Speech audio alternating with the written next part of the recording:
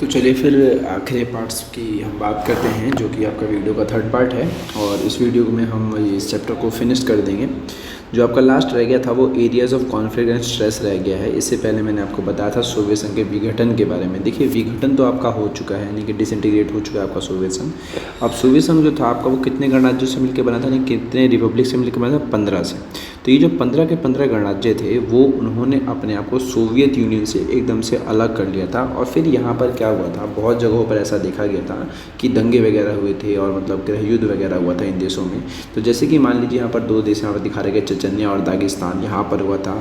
जो चेकोस्लोवाकिया हुआ था, यहाँ पर ये दो पार्ट्स में डिवाइड हो गया था, जैसे कि यहाँ पर एक चेक और एक स्लोवाकिया है। ठीक है, तो ऐसी 2-3 रीजन हैं जहाँ पर ऐसे ऐसे हमें देखने को मिला था कि इन देशों ने अपने आप को सोवियत संघ से अलग मतलब बना लिया था, या फिर इन्होंने अपने आप को इंडिपेंडेंस मतलब करार दे दिया कि हमें जो है अपनी खुद की इकोनॉमी चलानी है, हमें खुद को अपना देश बनाना है, ना कि अब हमें किसके साथ रहना है, यूएसएसआर के साथ रहना है। ठीक है, तो ऐसी कुछ कंट्रीज़ के बारे में हम पढ़ेंगे। जैसे कि मान लीजिए बाल्कन रीजन की हम बात करते हैं, तो बाल्कन रीजन में एक देश था आपका यूगोस्लाविया। ठीक है, ये वही यूगोस्लाविया है जो कि आज के समय में मतलब एक तरीके से जो बहुत सारे पार्ट्स में डिवाइड हो गए, जैसे कि Bosnia, Herzegovina, Slovenia and Croatia. ठीक है, क्रोएशिया सॉरी। तो ये सभी के सभी यूरोप की ही कंट्री है, जैसे कि इसमें 4 लिखा है, Bosnia, Herzegovina, Slovenia and Croatia.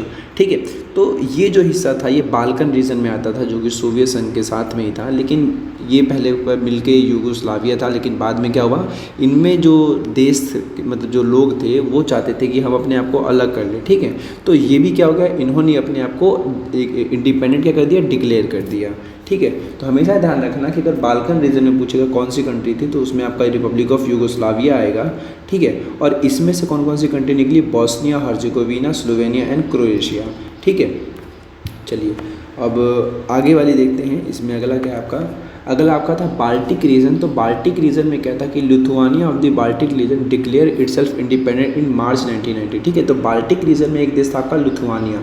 तो जो लिथुआनिया है, देखिए उन्होंने अपने आप को मार्च 1990 में एक तरीके से डिक्लेयर कर दिया कि हम जो हैं भाई इंडिपेंडेंट हैं। यानी कि पहले ये भी किसके साथ था, आपका यूएसएसआर के साथ में था। और इसके बाद Estonia, Latvia and Lithuania became members of the United Nation in 1991, join NATO in 2004। ठीक है, और इसके साथ साथ कहते हैं जो एस्टोनिया, लताविया और लिथुआनिया जो था, इन्होंने भी क्या किया, ये तो खुद को इन लोगों ने इंडिपेंडेंट किया अपने आप को, पहले डिक्लेयर कर दिया, और फिर इन लोगों ने यूनाइटेड नेशन को अपना लिया, और बाद में देखिए इन लोगों ने नाटो को अपना लिया है। तो नाटो किसका ग्रुप था, ये आपका ये अमेरिका ग्रुप था। तो ये जो देश थे अभी ये बाल्टिक रीजन वाले, एस्टोनिया, लताविया, लिथुआनिया, मतलब ये पहले एक ही में थे।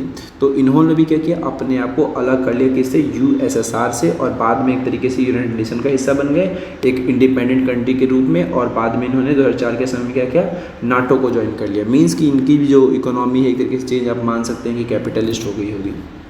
उसके बाद हम सेंट्रल एशिया की बात करते हैं। तो सेंट्रल एशिया में कम से कम 10 सालों तक सिविल वॉर चली थी, जैसे कि यहाँ पर लिखा है कि civil war lasted for 10 years in Tajikistan for central Asia till 2001, यानी कि 1990 से लेकर के 2001 तक ये चली थी।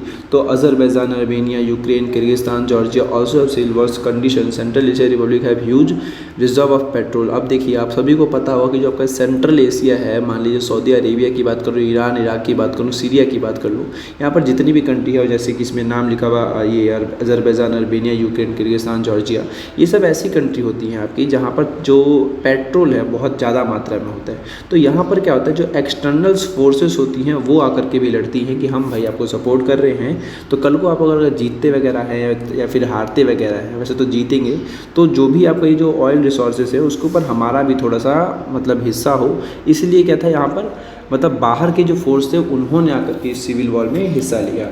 ठीक है, तो यही है इसमें कि central Asian republic have huge reserve of petrol for this region region has also become an arena for the competition of external forces and oil companies। तो यहाँ पर ऑयल कंपनीज भी आके लड़ी हैं, और इसके पीछे का रीज़न बस यही है कि यहाँ पर ह्यूज रिजर्व ऑफ पेट्रोल था।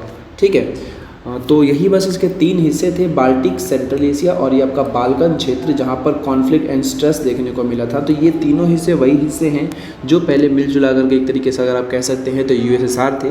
बाद में ये सभी कंट्री ने अपने आप को यूएसएसआर से इस तरीके से अलग कर लिया, ठीक है। और यहाँ पर बहुत सारे तरीके से दंगे वगैरह, सिविल वॉर वगैरह बहुत ज़्यादा चली थी, बहुत लंबे समय के लिए चली थी। तो 1 मार्क के आपसे क्वेश्चन पूछ लिया जाएगा, जैसे कि मान लीजिए ये पूछ लेगा 2 रशियन रिपब्लिक्स, तो चेचन्या दागिस्तान बता देंगे। जो चेकोस्लोवाकिया था कितने भागों में बटा, तो आप चेक एंड स्लोवाकिया बता सकते हैं। बाल्कन रीजन में कौन कौन से क्षेत्र आएंगे, तो बाल्कन रीजन जो था आपका पहले यूगोस्लाविया था, लेकिन ये सेवरल पार्ट्स में डिवाइड हो गया, जिसमें से आपका बॉस्निया, हर्जेगोविना, स्लोवेनिया, क्रोएशिया आता है इसमें, ठीक है। और अगर बाल्टिक रीजन पूछेगा तो एस्टोनिया, लताविया, लिथुआनिया जो थे ये अलग हो गए। और सेंट्रल एशिया में Azerbaijan, Armenia, Ukraine, Kyrgyzstan, Georgia, ये सब कंट्री थी जो कि आपका मतलब यहाँ पर सिविल वॉर टाइप की देखी गई थी, ठीक है। चलिए अब बात करते हैं farmer communist country and India, यानी कि आपका जो पहला आपका जो सोवियत संघ था और इंडिया के बीच के रिलेशन की। तो देखिए इसमें जो मैंने यहाँ पे लिखा रखा, आप ये भी लिख सकते हैं, लेकिन इसके अलावा आप अलग भी चीज़ें लिख सकते हैं जो कि आप सभी देशों के साथ लिख सकते हैं कि इन देशों के बीच में कैसे रिश्ते होते हैं। तो दोनों, जैसे कि मान लीजिए यहाँ पर जो मैंने लिख रखा है कि इनके बीच का जो रिलेशन था बहुत ही अच्छा था एक तरीके से, और ये आपस में एक तरीके से मतलब दोस्ती वगैरह बनाए रखते थे, एक दूसरे पे मतलब कुछ कटाक्ष ना करना और मिलजुल के काम करना। इसके अलावा मान लीजिए जो इंडिया जो है आपका, इंडिया को जो ऑयल है वो रशिया इंपोर्ट करता है, और बहुत सारे जो एटॉमिक प्लानिंग होती है या फिर स्पेस प्लानिंग होती है, इसमें भी जो रशिया है वो इंडिया का साथ देता है। इसके अलावा जो इंडिया है आपका वो बहुत ही बड़ा एक तरीके से बाज़ार है रशिया के लिए, क्योंकि यहाँ के जितने भी सामान हैं, फिर मान लीजिए जो हथियार वगैरह है वो इंडिया यहाँ से ख़रीदता वगैरह है, ठीक है। इसके अलावा जो दोनों की दोनों कंट्री है, अब देखिए जो आपका यूएसएसआर है वो ख़त्म तो हो गया, और यूएसएसआर का जो सक्सेसर हम कहते हैं उसको रशिया को कहते हैं। तो जो रशिया है वो इंडिया का मतलब अभी भी दोस्त माना जाता है, सबसे अच्छा दोस्त अगर देखा जाता है वर्ल्ड कंट्री में तो यही आता है आपका कि रशिया और इंडिया के रिलेशन बहुत अच्छे हैं। इसके अलावा ये जो दोनों के दोनों देश हैं, इन ये के दोनों ब्रिक्स में भी हैं। ब्रिक्स में आपको आगे वाले चैप्टर्स में पढ़ाऊंगा कि ब्रिक्स क्या है। ब्रिक्स वैसे एक तरीके का संगठन है जिसमें 5 देश हैं, Brazil, Russia, India, China and south Africa. तो रशिया और इंडिया ये दोनों के दोनों किसी एक ग्रुप में भी है एक तरीके से, ठीक है। और इससे आप समझ सकते हैं कि इन दोनों देशों के बीच का रिलेशन कितना बढ़िया है। और इसके अलावा क्या है कि मान लीजिए हमारे देश की जो भी संस्कृति वगैरह है, व्यापार वगैरह है, फिल्में वगैरह है, ये सब वहाँ पर बहुत तरीके से मतलब चलती हैं, या फिर वहाँ के लोग हमें पसंद करते हैं। ये समझ एक तरीके से ये समझ लीजिए हमारे यहाँ के जो एक्टर्स वगैरह वो वहाँ के लोगों को मतलब वहाँ के लोग हमें पसंद करते हैं। तो इससे आप अंदाज़ा लगा सकते हैं कि दोनों देशों के बीच का जो रिलेशन है काफ़ी बढ़िया है, ठीक है। और इसके अलावा जैसे कि यहाँ पर मैंने एक पॉइंट लिखा है कि India and Russia sign 80 bilateral agreements and in 2001 और India is the buyer of Russian arms, ठीक है। तो वही बात है कि जो भी हथियार वगैरह होते हैं सभी खरीदता रहता है, और इन्हीं से आप समझ सकते हैं कि दोनों देशों के बीच का जो रिलेशन है वो काफ़ी बढ़िया है। चलिए मिलते हैं फिर अगले चैप्टर में, और आशा करूँगा आप मेरे चैनल को थोड़ा सब्सक्राइब करें, शेयर करें।